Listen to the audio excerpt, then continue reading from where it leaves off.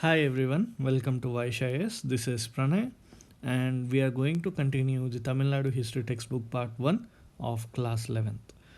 Before I start the class, I request everybody to please like and share this video with your friends and subscribe to the channel if you are new. And you can reach us on this number provided via WhatsApp, or else you can even mail us for any information regarding the test series or any other courses. We shall start. Chapter number 7, the Guptas. Previously, we have read about the Sangam age, the Shatavahana, and the other stuff. So, we are going to continue with the Guptas now. So, what we are going to study in this chapter: the importance of Gupta rule in Indian history, understand the significance of land grants and its impact on agriculture economy, ourselves with nature of society and socio-economic life of people of the time, to know the development of culture, art and education during the period. So, introduction. After the Mauryan Empire, many small kingdoms rose and fell. In the period from 300 to 700 CE, a classical pattern of an imperial rule evolved, paving the pathway for state formation in many regions. During this period, the Gupta kingdom emerged as a great power and achieved the political unification of large part of Indian subcontinent. It featured a strong central government, bringing many kingdoms under its hegemony. Since the Mauryan Empire, after the death of Ashoka, many small players came, and because of the decentralization, a lot of smaller kingdoms started to evolve. And because of the smaller kingdoms, since they are small, they can't maintain large army and all, so they were very weak. Okay, and at that point of time, this Gupta kingdom came, and there was some sort of unification all the way. Okay, feudalism as an institution began to take root during this period. The kings were becoming very important. There were land grants, there were gifts given by the king, and there were taxes. That was kind of feudalism. With an effect guild system and overseas trade, the Gupta economy boomed. What is guild system? We will see in the coming slides. Great works in Sanskrit were produced during this period, and high level of cultural maturity in fine arts, sculptures, and architecture was achieved. The living standards of upper classes reached a peak, specifically the upper class. Education, art, and study of science progressed, but the feudal system of governance put people in some sort of hardship. Okay, because of the feudal system. Although some historians proclaim that Gupta period was a golden age, it is not entirely accurate. Many scholars would, however, agree that it was a period of cultural fluorescence and classical age for arts. Okay. Sources. So, what are the sources from which we derive this Gupta period history? So, literary sources: Narada, Vishnu, Brihaspati, Katyayana Smritis, Kamandaka's Niti Sara, a work on polity addressed to the king around 400 CE, Devi Chandraguptam, Mudra Rakshasam by Vishakadatta, Buddhist and Jaina texts, works of Kalidasa, accounts of Chinese traveler Fahin. So these kind of books, Kamandaka's Niti Sara, Devi Chandraguptam, Mudra Rakshasam by Vishakadatta. These, you just keep a small notebook kind of a thing. You will just have max of 1.5 page. But these information will be very useful and very easily to revise before the examination. Epigraphical sources: Mehroli iron pillar inscription, which is in Delhi. Okay, this inscription, this iron pillar was actually the Ashokan pillar. Then, on that there are a couple of inscriptions you will see in the coming slides. Allahabad pillar inscription describing Samudragupta's personality and achievements in 33 lines, composed by Harisena and engraved in Sanskrit in Nagari script. Okay, you just remember this factual stuff for the prelims. Coins, numismatics. Coins issued by Gupta contains legends and figures. These gold coin tells us about the titles of Guptas assumed and Vedic rituals they performed. So these Gupta period coins were very, very unique. A lot of information was extracted from these. There were, the king is playing veena, or some, king is doing something with the horse and all that. Okay, so a lot of information was derived from them, and these coins were very unique, and most of them were gold coins. Okay, origins of the Gupta dynasty. Evidence on the origin and antecedents of the Gupta dynasty is limited. The Gupta kings seem to have risen from modest origins. Chandragupta I, who was the third ruler of Gupta dynasty, married Kumara Devi, a Lichavi princess. The marriage is mentioned in the records of his successors with pride, indicating that the royal connection would have contributed to the rise of Guptas. Okay, Lichavi was an old established Ganasangha, and its territory lay between the Ganges and Nepal Terai. Okay, according to Allahabad pillar inscription, Samudragupta, the illustrious son of Chandragupta I, had conquered the whole fertile plains west of Prayag to Mathura and launched a spectacular raid through Kalinga into the south as far as Kanchipuram, the Pallava capital. So they were very deep in the south area also. Okay, the Puranas mention Magadha, Allahabad, and Oudh as the Gupta dominions. Chandragupta I and empire building. The first ruler of Gupta empire was Sri Gupta, first, okay, who was succeeded by his son Ghatotkacha II. So the start is around 240 CE. Next is Ghatotkacha. Sri Gupta and Ghatotkacha are mentioned as Maharajas in the inscriptions. Chandragupta I, the third guy, the son of Ghatotkacha, ruled from 319 to 335 and is considered to be the first great king of Gupta Empire. Chandragupta held the title of Maharajadiraja, great king over the other kings. His imperial position is inferred from the records of others. No inscriptions or coins have survived from this reign. Samudragupta. So I told you the pillar, Ashokan pillar. See, there are edicts of Ashoka. After that, there is edict of Samudragupta, written by Harisena, which we read in the second or third slide. Okay. Chandragupta I appointed his son Samudragupta, so he is the fourth guy, to succeed him in 335 CE. A lengthy eulogy on him inscribed on Ashokan pillar suggests that he was claiming the legacy of Mauryan Empire. He was claiming the legacy of Mauryan Empire. This inscription gives an impressive list of kings and regions that succumbed to Samudragupta's march across the country. So as the Samudragupta was moving, he was, doing some sort of invasions and conquering a lot of places. Those all were mentioned in this. 4 northern kings were conquered mainly in the area around Delhi and western Uttar Pradesh. The kings of the south and the east were forced to pay homage, and from the places mentioned, it appears that Samudragupta campaigned down the eastern coast as far as Kanchipuram. 9 kings of western half of the Ganges plain were violently uprooted. The forest kings, the tribal chiefs of central India and the Deccan, were forced to pay tribute. So, he was conquering like anything. You will see in the map in the coming slides how big was that Gupta Empire. Okay.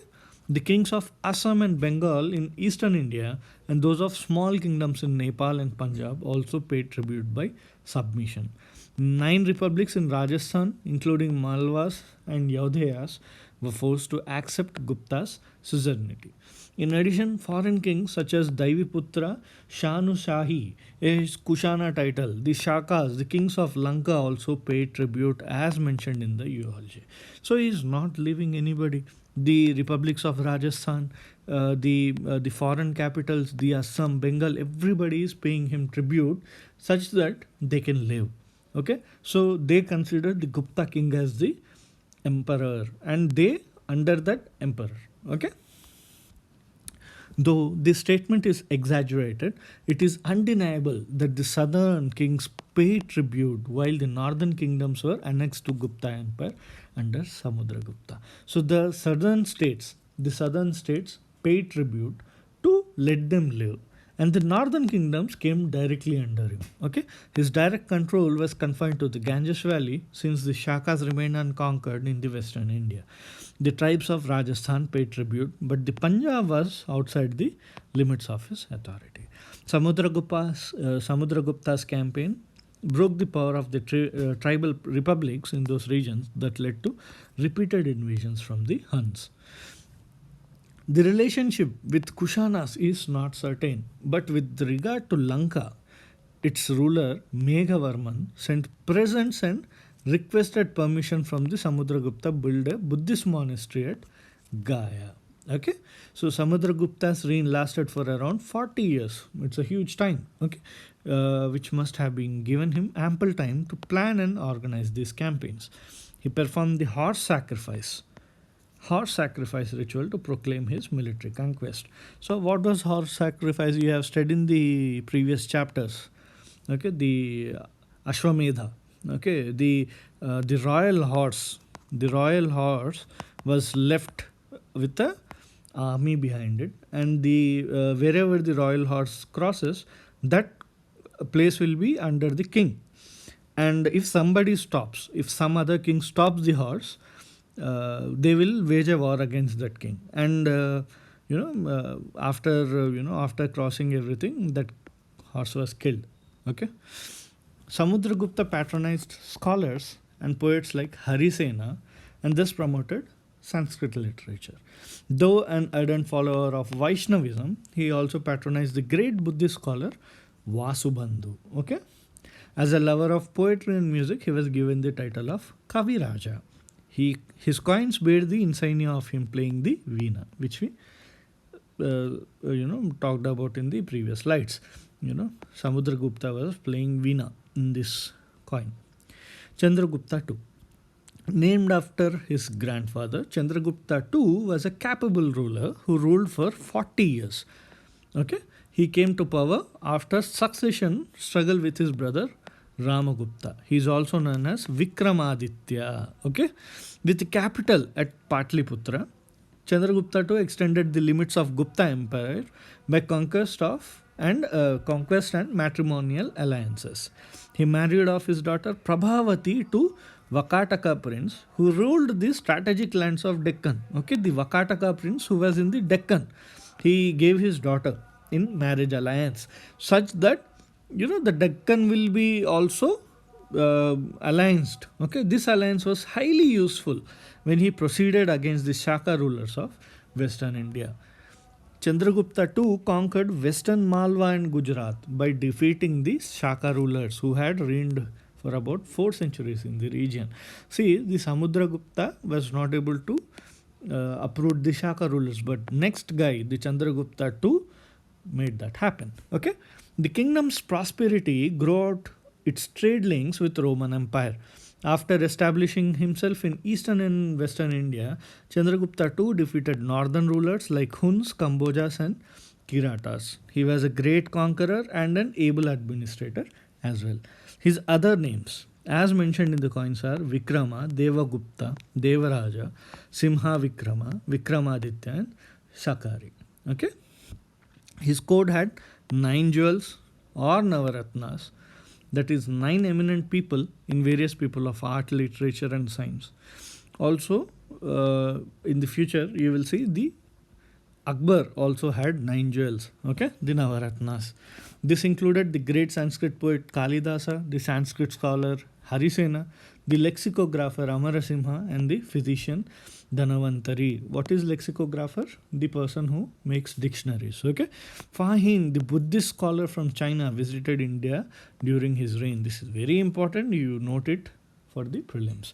He records the prosperity of the Gupta Empire. Chandragupta II was the first Gupta ruler to issue silver coins. The first Gupta ruler to issue silver coins. His rule thus formed the peak period of Gupta's territorial expansion. These were the Navaratnas. Kalidasa was a Sanskrit poet. Harisena was a poet. Amarasimha was a lexicographer. Dhanavantari was a physician. Kahapanaka was astrologer, Sanku was an architect, Varamahira was astronomer, Vararuchi grammarian and Sanskrit scholar, and Vatalbhatta was a magician. Chandragupta too was succeeded by his son Kumaragupta. Okay, after Chandragupta too, it was Kumaragupta who founded the Nalanda University. Okay, the Nalanda University. He was also called as Sakraditya. Okay, he was the founder of Nalanda University. The last great king of Gupta dynasty was Skandagupta, was the son of Kumaragupta one. He was the last great king, not the last king, but the last great king who had influence. Okay, he was able to repulse an attack by the Huns, but the recurrence of Huns invasion strained his empire's coffers. The financial situation was very tightened down because of repeated invasions by the Huns. The Gupta Empire declined after the death of Skandagupta in 467 CE. He was followed by many successors who hastened the end of the Gupta Empire. The last recognized king of Gupta line was Vishnugupta, who reigned from 540 to 550 CE. Okay, so see this. This was the Gupta Empire. You can see the whole of the upper part of the subcontinent has been covered, as well as most of the coastal part of the southern India on the eastern side. Okay, it's almost till Kanchipuram. Okay, and here Takshashila and the upper parts of Himalayas, everything has been covered. Now we will see about the Gupta's administrative system. The king.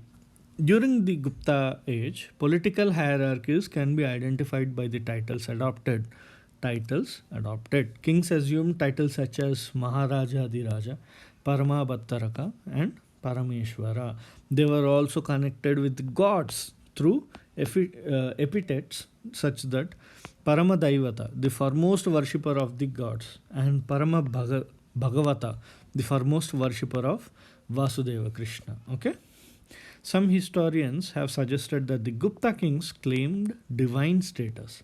For example, Samudragupta is compared to Purusha, supreme being, in the Allahabad inscription. Okay, these assertions can be seen as the reflections of an attempt to claim divine status by the king. Okay, to show like they are the god. Okay, ministers and other officials, seals and inscriptions make a mention of official ranks and designations, okay, whose precise meaning is often uncertain. Obviously, if you are given like exact this was this person kind of a thing, then that's a different story. But when you have to make assumptions as per the knowledge you get, there are some sort of uncertainties. The term Kumaramatya, Amatya, Kumara plus Amatya. Okay, Kumaramatya occurs in 6 Vaishali seals, which suggests that this title represented a high-ranking officer, okay, associated with an office, Adhikarana of his own.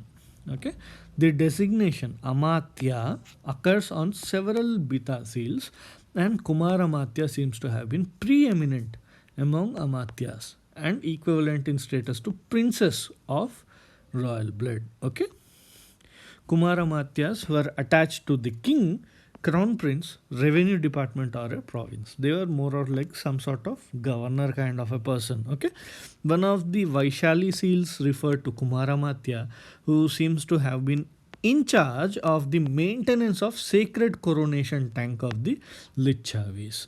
Okay, individual holdings of ranks of Kumaramatya sometimes have additional designations as well, and such ranks were hereditary.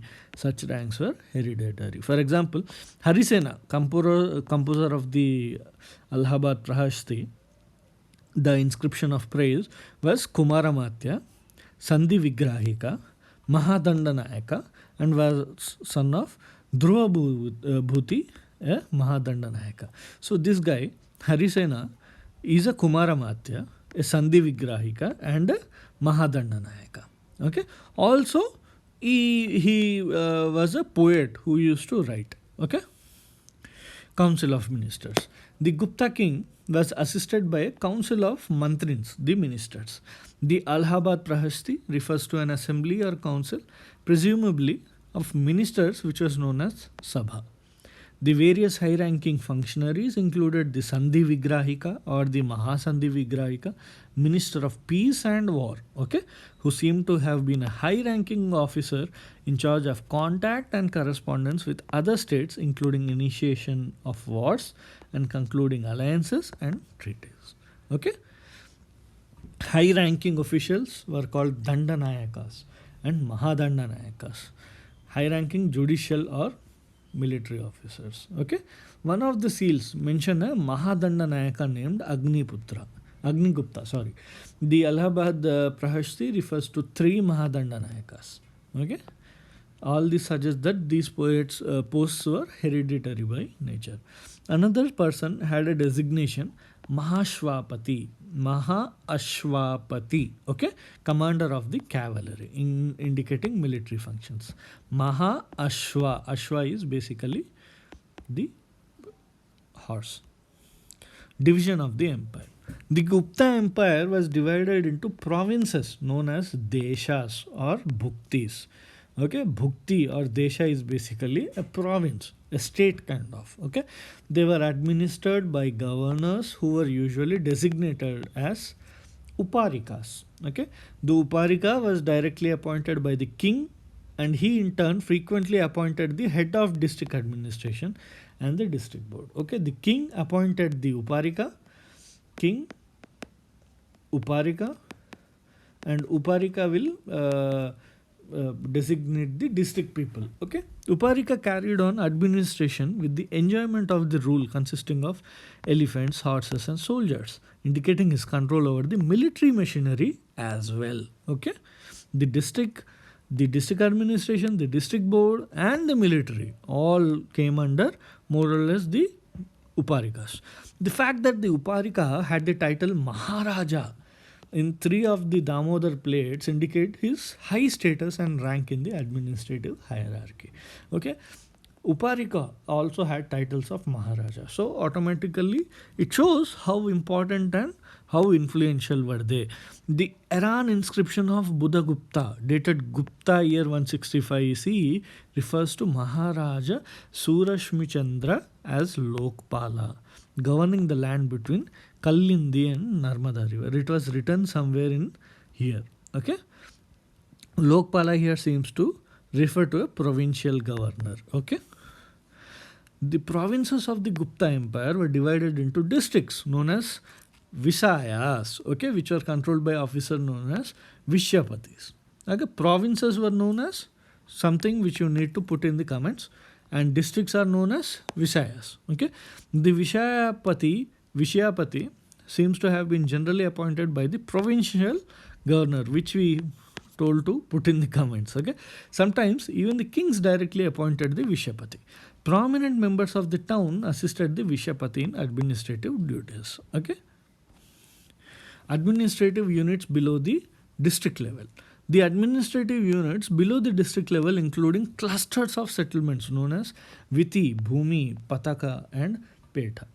They are references to official known as Ayuktakas, Viti Mahattaras. At the village levels, villager chose functionaries such as Gramika and Gramadhyaksha.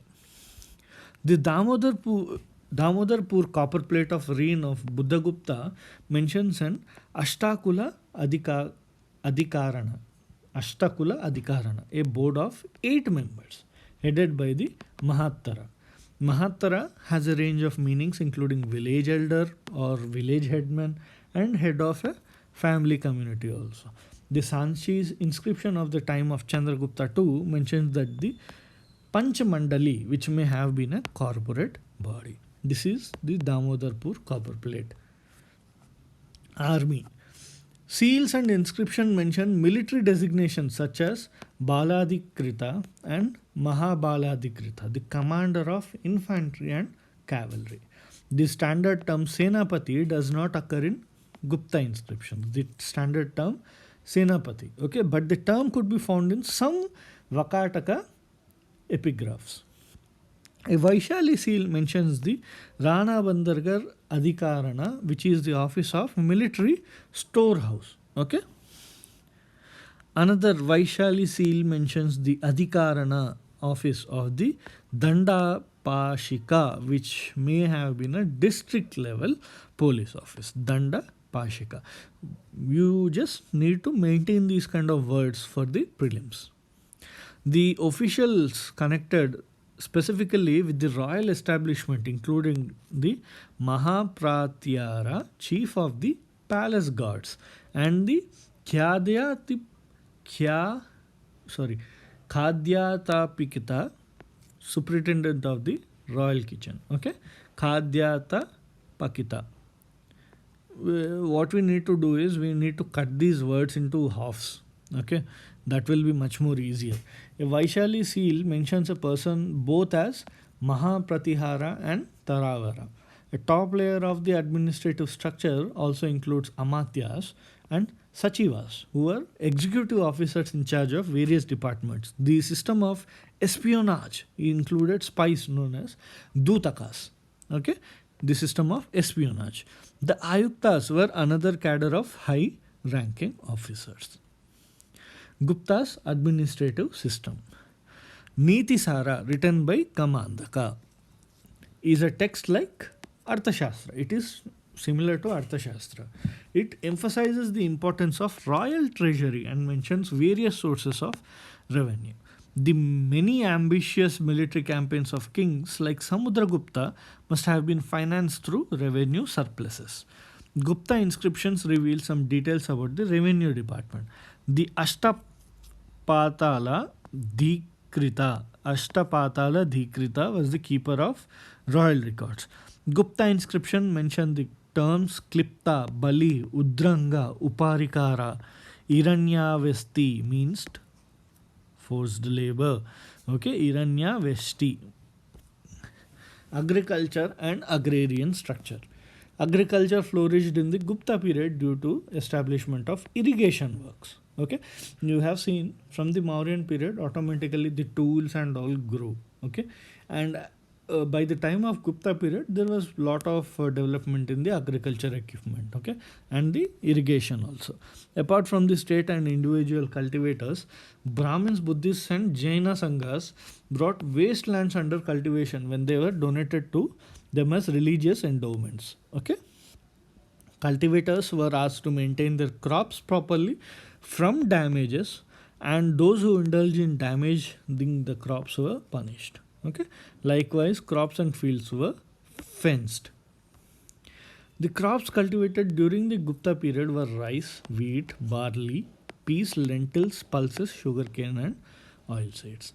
From Kalidasa we came to know that the south was famous for pepper and cardamom. The spices are always the point from the southern India. Varahamihira gives elaborate advice on the plantation of fruit trees.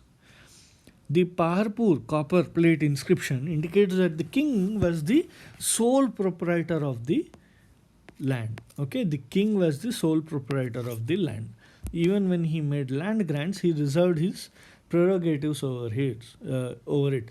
So basically, the land is not a private property; it's the property of the king only. Okay, the location and boundaries of individual plots were marked out and measured by the record keepers and influential men in the locality.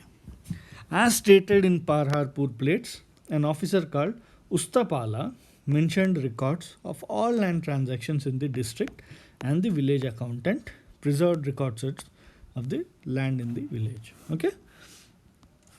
Land classification. What kind of land was classified? Kshetra was the cultivable land. Khila was a barren wasteland. Aprahata, jungle or wasteland. Vasti was habitable land. And Gapata Saraha was pastoral land. Different land tenures. Okay. Nividharma, endowment of land under king of trusteeship, was prevalent in north and central India and Bengal. Nividharma Aksayana, a perpetual endowment, okay, could make use of income derived from it.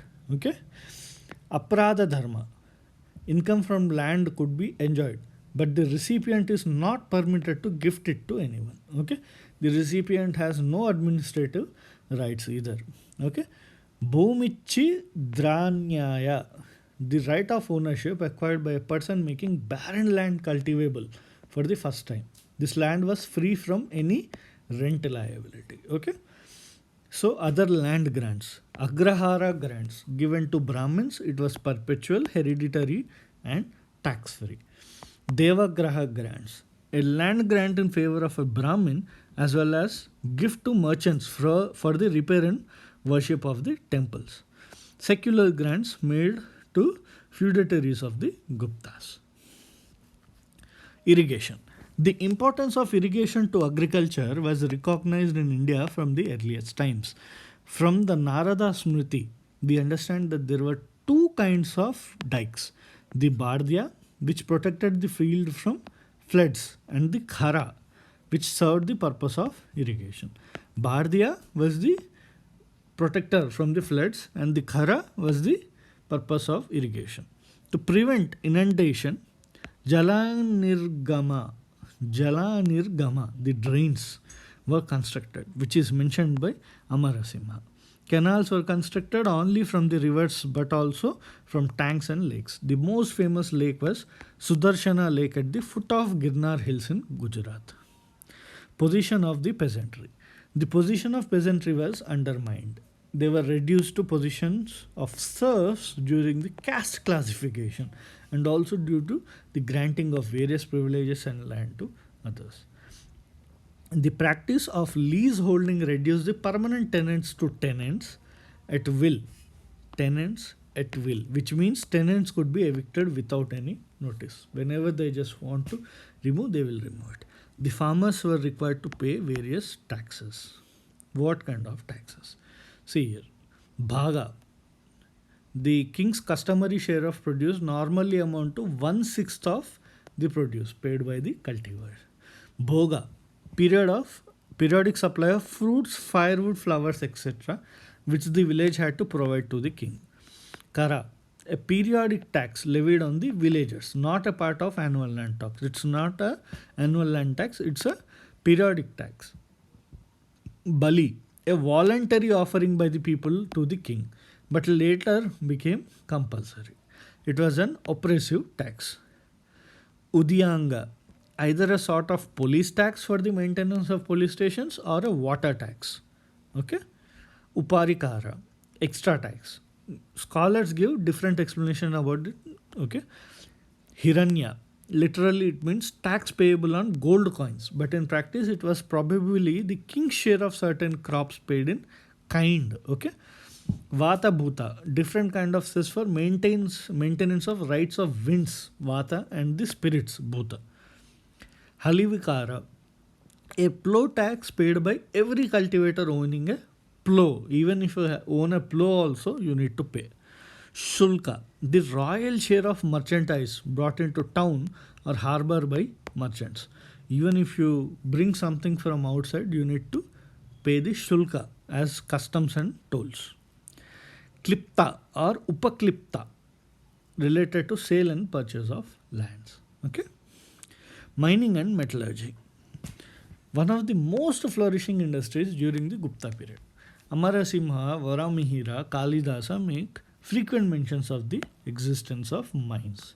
The rich deposits of iron ore from Bihar and copper from Rajasthan were mined extensively during this period. The list of metals used from iron were gold, copper, tin, lead, brass, bronze, bell metal, mica, manganese, antimony, red chalk, and red arsenic. So more or less, they were, known to almost all the metals. Okay, blacksmiths were next only to agriculturists in importance in the society. Metal was used for manufacture of various domestic implements, utensils, and weapons. So these kind of weapons were used by the Guptas. These were very strong, and lot of amalgamations and a lot of alloys were used. The improvement in the plowshare with the discovery of iron for deep plowing and for increasing cultivation happened during this period. The most important and visible evidence of the high stage development in metallurgy is the Mehrauli iron pillar of King Chandra in the Qutb Minar complex in Delhi, identified with Chandragupta II. It has not been rusted since, even it's been almost like couple of thousands of years. It has no indication of even rust. The monolith iron pillar has lasted through the centuries without rusting. It is a monument to great craftsmanship of iron workers during the Gupta period. Coin casting, metal engraving, pottery making, terracotta work, and wood carving were other specialized crafts. Trade and commerce. The contribution of traders to the soundness of Gupta economy is quite impressive. Two distinctive types of traders were called Shresti and Sartavaha. Okay, Shresti was usually settled at a particular place and enjoyed an eminent position by the virtue of his wealth and influence in the commercial life and administration of the place. Sartavaha was a caravan trader. So Shresti was located at one spot, and Sartavaha was a caravan trader who used to carry his goods to different places for profitable sale. Trade items ranged from products for daily use to valuable and luxury goods. They included pepper, sandalwood, elephants, horses, gold, copper, iron, and mica. The abundant inscriptions and seals mentioning artisans, merchants, and guilds are indicative of thriving craft and trade. Guild is a society or other organization of people with common interests or an association of the merchants. It's kind of association. Okay, the guild which we saw in the starting slides. Okay, there are several references in several sources to artisans, traders, and occupational groups in the guilds. Guilds continued as the major institution in the manufacture of goods and commercial enterprises. They remained virtual autonomous in their internal organization, and the government respected their laws. These laws were generally drafted by a larger body, a corporation of guilds, of which each guild was a member. So basically, lot of merchants will form a guild. Okay, lot of guilds will form a big member body, a large member body. Okay, which is like some sort of association kind of. Okay, the corporation of guilds, which guild was a member. So these will form all the rules and all, and these all will follow. Okay, the Narada and Brihaspati Smritris describe the organization and activities of guilds. They mentioned that the guild had a chief and 2, 3, or 5 executive officers. Guild laws were apparently laid down in written documents. Okay, the Brihaspati Smriti refers to guilds rendering justice to their members and suggests that these decisions should by and large be approved by the king. Okay, there is also mention of philanthropic activities of guilds, for instance, providing shelters for travelers, building assembly houses, temples, and gardens. The inscription also records that the chief of the guilds played an important role in district level administrative bodies. Okay, there is also mention of joint corporate bodies of merchant bankers, caravan merchants, and artisans. The guilds also acted as banks. The names of donors are mentioned in the inscriptions. Usuri, the lending of money at an exorbitant rate of interest, the very high interest rate, was in practice during the Gupta period.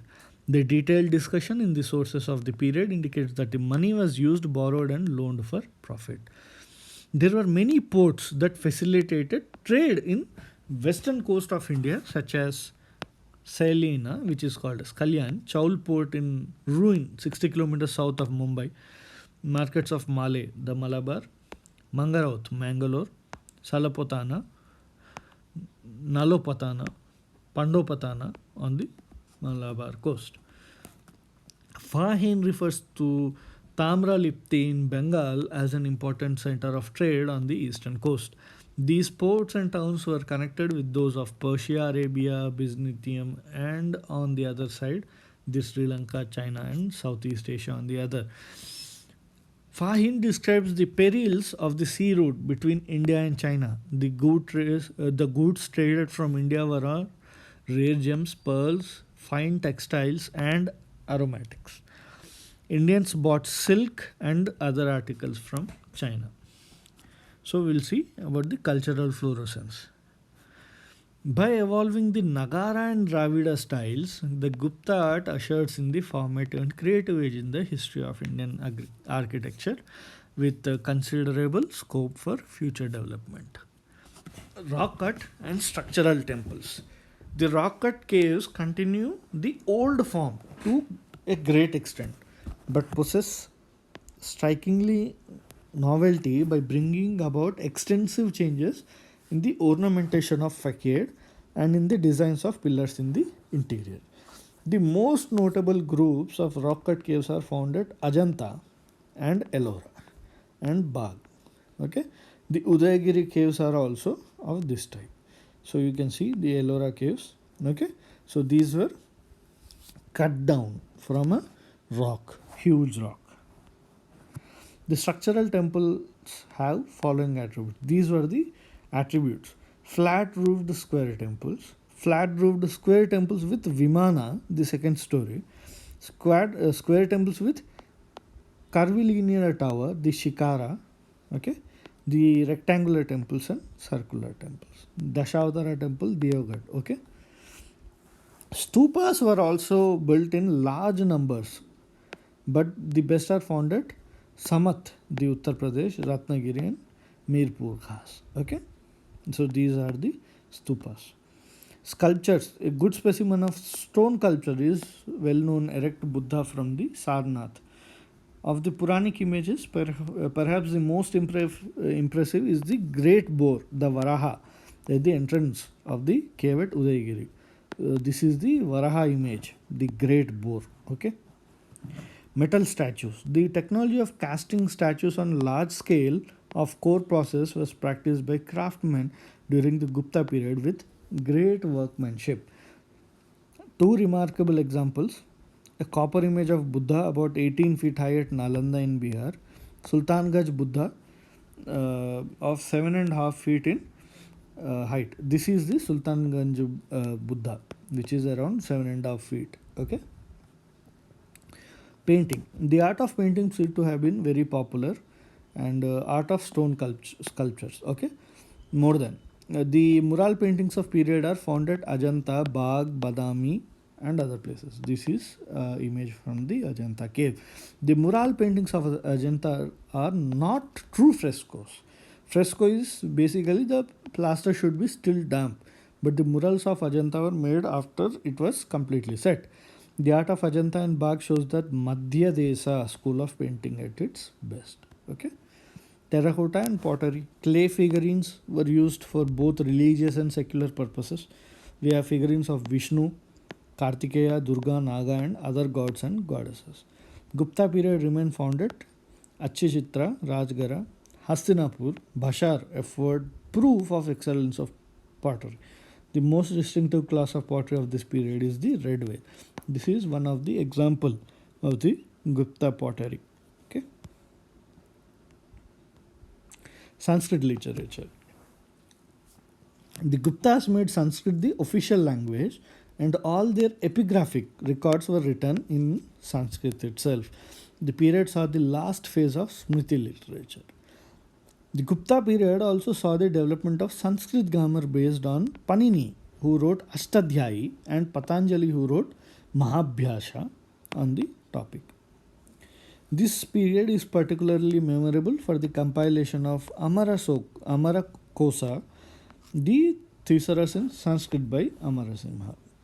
A Buddhist scholar from Bengal, Chandra composed a book on grammar named as Chandra Vyakaranam. Puranas and Itihas. The Puranas, as we know them in their present form, were composed during this period. They are legends as recorded by the Brahmins. They were originally composed by bards, professional storytellers, but now, having come into priestly hands, they were rewritten in classical Sanskrit. Details on Hindu sects, rites, customs were added in order to make them sacrosanct religious documents. The succession of dynasties was recorded in form of prophecies. Succession of dynasties. Okay. Thus, what began as popular memories of the past were revived and rewritten in prophetic form and became the Brahmanical interpretation of the past. So, those memories of the past were revived and rewritten in prophetic form, in something related to divinish, something godly. Okay. The Mahabharata and Ramayana also got their final touches at and received their present shape during this period. Taking couple of thousands of years, it has been moving. Okay, initially it was spoken. Okay, it was in speech form, and slowly, as the time passed by, at the time of Gupta period, it was written finally, and because of their interpretation, we understand them in that way itself. 18 major Puranas are listed. Of them, well known are Brahma Purana, Padma Purana, Vishnu Purana, Skanda Purana, Shiva Mahapurana, Markandeya Purana, Agni Purana, Bhavishya Purana, Matsya Purana, and Srimad Bhagavata Purana. Okay, these are the very famous ones. The earliest Buddhist works are in Pali, but in later phase, Sanskrit came to be used as to a great extent. Most of the works are in prose with verse passages in mixed Sanskrit. Arya Deva and Arya Asanga of the Gupta period are most notable writers. The first regular Buddhist work on logic was written by Vasabandhu. First regular Buddhist work on logic was written by Vasabandhu. Vasabandhu's disciple Dignana was also author of many learned works. Okay. Jaina literature, the Jaina canonical literature at first took shape in Prakrit dialects. Sanskrit came to be the medium later. Okay. Within a short time, Jainism produced many great scholars, and by their efforts, the Hindu Itihasa and Puranas were recast in Jaina versions to popularize their doctrines. Vimala produced a Jaina version of Ramayana. Siddhasena Divakara laid the foundation of logic among the Jainas. And secular literature, Samudragupta himself had established his famous Kaviraja. It is widely believed that his court was adorned by celebrated Navaratnas like Kalidasa, Amarasimha, Vishakadatta, and Dhanavantri. Kalidasa's dramas Shakuntalam, Malavikagnimitram, Vikara, Maurya the verse of Shudraka, Mirchakartika, Vishakadatta, Mudra Rakshasa, and Devi Chandragupta are lesser known dramatists and writers and contributed to the literary works and social values in the classic ages. From these stuff itself, a lot of prelims questions have been asked. Okay, an interesting feature of the dramas of this period is that while the elite spoke in Sanskrit, the common people spoke in Prakrit. Okay, in the dramas also. Okay, Prakrit language and literature. In Prakrit, there was patronage outside the court circle. The Gupta age witnessed the evolution of many Prakrit forms such as Suraseni used in Mathura, Ardha spoken in Awadh and Bundelkhand, and Magadhi in modern Bihar. Nalanda University. The Nalanda was an acclaimed Mahavihara, a large Buddhist monastery in the ancient kingdom of Magadha in India. The site is located about 95 kilometers southeast of Patna near the town of Bihar Sharif and was a center of learning from the 5th century to 1200th century. It is 1200 CE. The UNESCO World Heritage Site is one of the UNESCO World Heritage Site. The highly formalized methods of Vedic learning helped inspire the establishment of large teaching institutions such as Takshashila, Nalanda, and Vikramashila, which are often characterized as India's early universities. Not only India, they are considered to be one of the world's early universities. Nalanda flourished under the patronage of Gupta Empire in the 5th and 6th centuries, and later Harsha, the Emperor of Kanauj. Okay, you will see in the coming slides, coming chapters.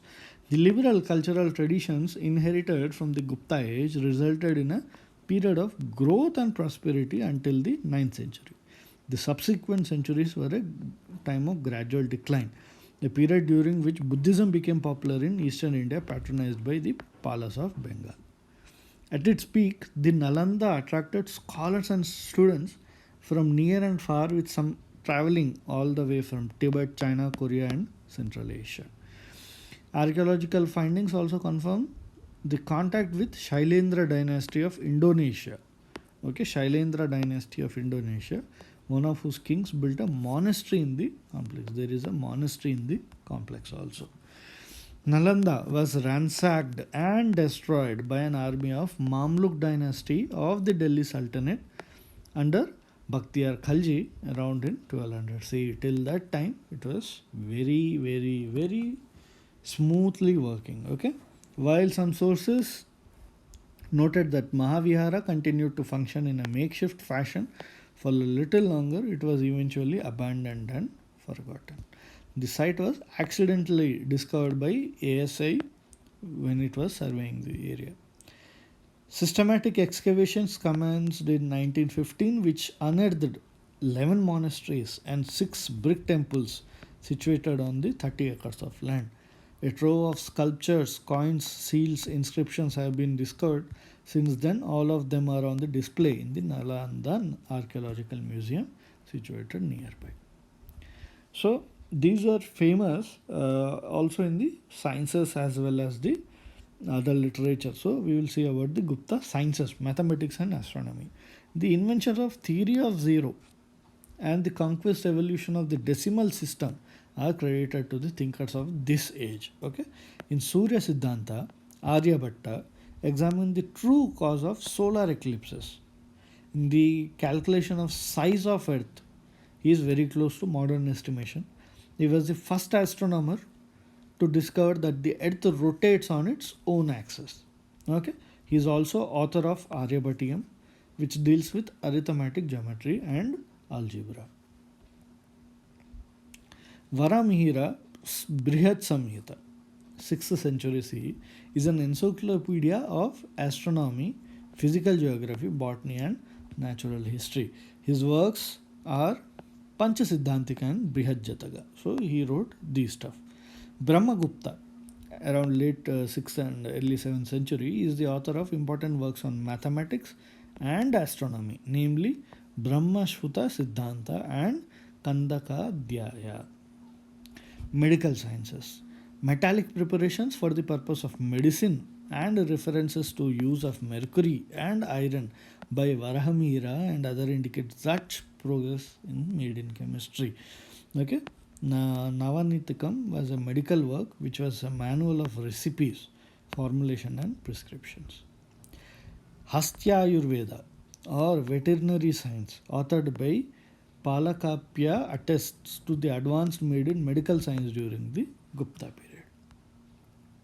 So at a point, everything goes down and there starts the decline. Okay, the last recognized king of the Gupta line was Vishnugupta, who was reigned from 542 550 CE, which we read previously also. Internal fightings and dissensions among royal family led to the collapse. During the reign of Gupta king Buddhagupta, the Vakataka ruler Narendra Sena of Western Deccan attacked Malwa, Mekhala and Kosala. Later on, another Vakataka king Harisena conquered Malwa and Gujarat from the Guptas. During Skandagupta's reign, the grandson of Chandragupta II, the Huns invaded the northeast India. Okay, he was successful in repulsing the Huns, but subsequently his empire was drained of financial resources. In the 6th century CE, the Huns occupied Malwa, Gujarat, Punjab and Gandhara. As the Hun invasion weakened the Gupta hold in the country, independent rulers emerged all over the north, like Yashodavarman of Malwa, Maukharis of UP, Maitrakas in Saurashtra and others in Bengal. In time, Gupta empire came to restricted to only Magadha. They did not focus on empire building and military conquest. So weak rulers along with incessant invasions from the foreign as well as native rulers caused the decline of the Gupta empire.